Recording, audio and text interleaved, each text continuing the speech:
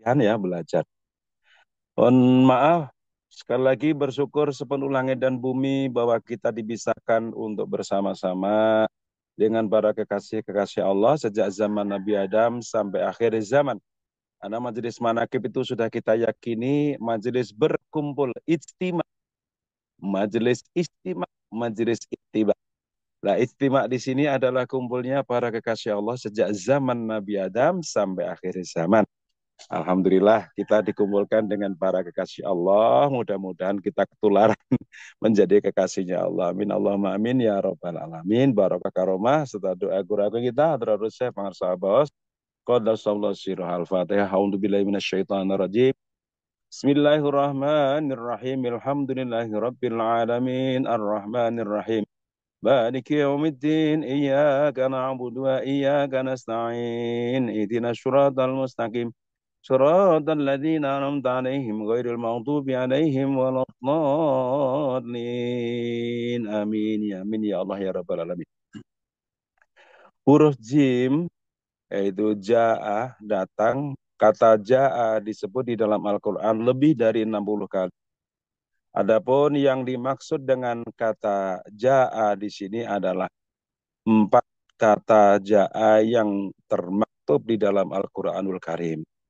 Yang pertama di dalam masalah datangnya ajal, yaitu masa keruntuhan.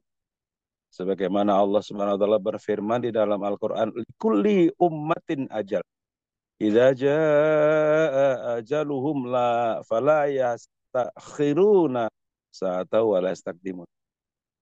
Tiap-tiap umat mempunyai ajal atau masa keruntuhan. Apabila telah datang ajal mereka, maka mereka tidak dapat mengundurkannya barang saat pun dan tidak pula mendahulukannya. Surah Quran surah Yunus ayat 49. Kemudian kedua, masih di dalam masalah datangnya ketetapan atau ajal sebagaimana Allah berfirman dalam Al-Qur'an, "Inna ajalallahi idza jaa la yuakharu law kuntum ta'lamun." Shadaqallahu adzim. Sungguhnya ajal atau ketetapan Allah apabila telah datang tidak dapat ditangguhkan kalau kamu mengetahui. Yang ketiga, mengenai datangnya orang yang takut kepada Allah yang Maha Pemurah, sedang dia tidak kelihatan. Allah berfirman, "Man khasyar rahman bil ghaibi wa jaa'a biqalbin munib." Shadaqallahu adzim. Yaitu orang yang takut kepada Tuhan mereka yang Maha Pemurah sedang dia tidak kelihatan olehnya dan dia datang dengan hati yang bertaubat. Saudaraku yang dimuliakan oleh Allah, jadi kedatangan dalam artian ajal ini ya, tidak ada yang tahu. Semuanya adalah rahasia Allah. Kita nggak ngerti. Ada sebagian yang diberitahu oleh Allah, ya terserah Allah lah ya. Yang terpenting kita sekarang, termasuk yang ngomong ini nggak ngerti kapan itu datangnya ajal. Tapi suatu ketika ada saudara kami, beliau sakit setelah sekian lama, kemudian ya sudah saatnya nih. Saatnya apa? Pulang. Nah, begitu tahu-tahu pulang. Nah, kemudian kita ini, wallahu alam ya, kapan pulangnya? Mumpung kita masih dikasih kesempatan, kapan kita pulang pada Allah kita belum tahu. Nah, kita persiapkan betul-betul. Jangan sampai kita nggak siap ya. Makanya orang yang siap harus ada yang membimbing. Yaitu yang membimbing adalah orang yang siap. Orang yang siap itu adalah orang yang tidak pernah lupa kepada Allah. Tiap saat zikrullah, zikir Allah, ingat Allah. Nggak pernah lupa. Jadi setiap saat terus saja berzikir kepada Allah. Mungkin dengan zikir la ilaha illallah atau zikir khafi atau yang lainnya. Yang jelas orang-orang yang telah dipilih oleh Allah, ditetapkan oleh Allah menjadi orang-orang yang tidak pernah lupa kepada Allah, kita harus mendekat kepadanya. Kemudian keempat, mengenai datangnya Nabi Ibrahim alaihissalam kepada Tuhannya. Sebagaimana di dalam firman Allah, wa inna min syi'atihi li Ibrahim idza jaa'a rabbahu biqalbin salim. Sadaqallahul adzim. Dan Ibrahim termasuk golongannya Nuh. Ingatlah ketika dia datang kepada Tuhannya dengan hati yang suci. Saudaraku, dalam dua ayat yang pertama Allah menjelaskan kepada kita semuanya tentang ajal akan datang kepada kita dengan tiba-tiba, ya, akan datang dengan tiba-tiba.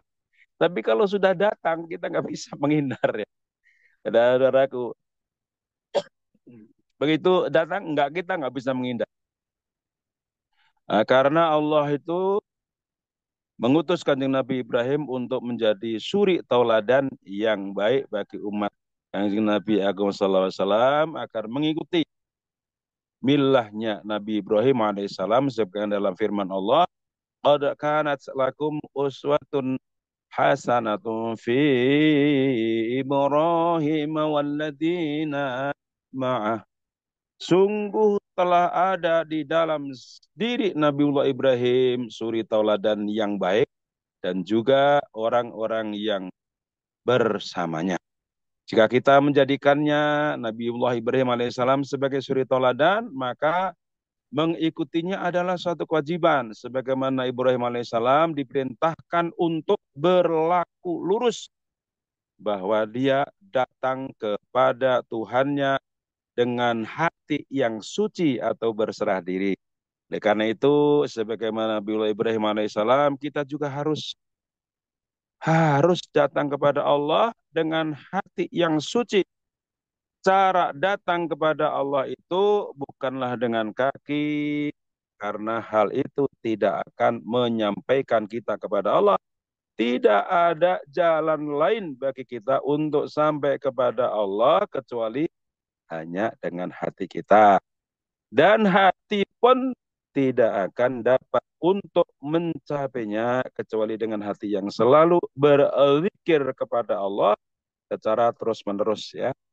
Jadi zikir ini kita secara terus-menerus karena ingat Allah, kembali kepada Allah itu rahasia Allah. Kita nggak ada yang ngerti, ya.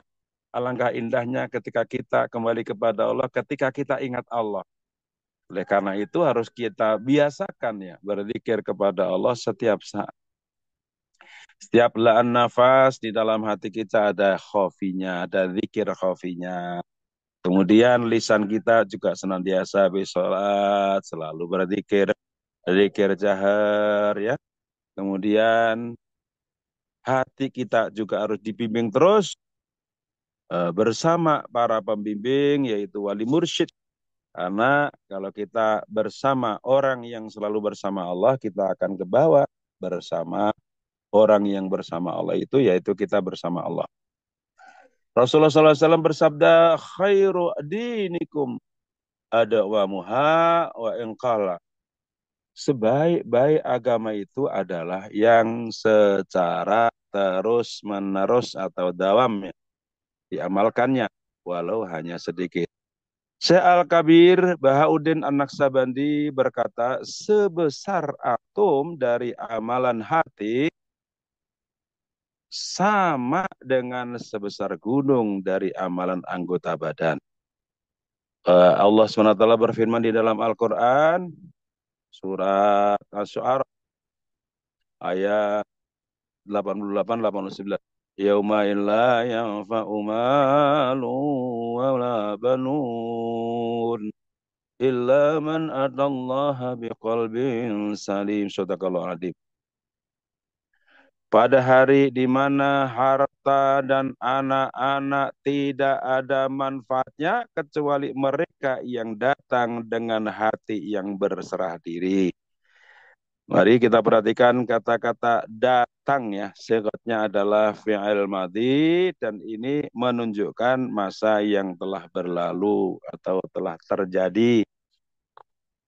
Oleh karenanya kita harus terus saja bersama Allah sehingga Ketika kita menghadap Allah, saatnya kita berzikir kepada Allah. Karena kebiasaan itu akan kebawa sampai kematian kita. Saudaraku yang dimuliakan Allah, Allah berfirman di dalam Al-Quran, surat Al-Qiyamah ayat 7 sampai 12. Ida bariqal basar wa khasyafal qamar wa jumi'a syamsul wal qamar yaqul insanu yawma idzin ainal mafar kalla la wazara ila rabbika yawma idzinil mustaqar. Maka apabila mata telah terbelalak karena ketakutannya, dan apabila bulan telah hilang cahayanya, dan matahari dan bulan dikumpulkan, pada hari itu manusia berkata, kemana tempat berlari? Ainal mafar. Sekali kali, tidak ada tempat berlindung, hanya pada Tuhanmu sajalah pada hari itu tempat kembali. Semoga ada manfaatnya. Mohon maaf atas segala kurangan. Billahi taufiq wal hidayah. Assalamualaikum warahmatullahi wabarakatuh.